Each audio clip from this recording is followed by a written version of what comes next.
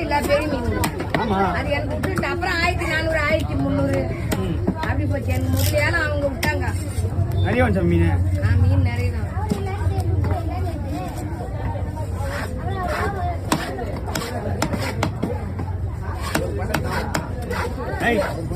ஒழுங்கா மேலே விடுவேன் கிடையாது.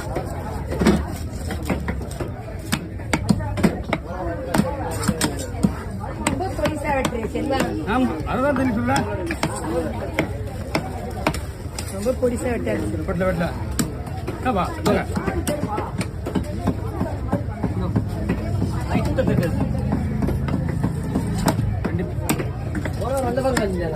அதான் இந்த வெயில வாங்கினேன்.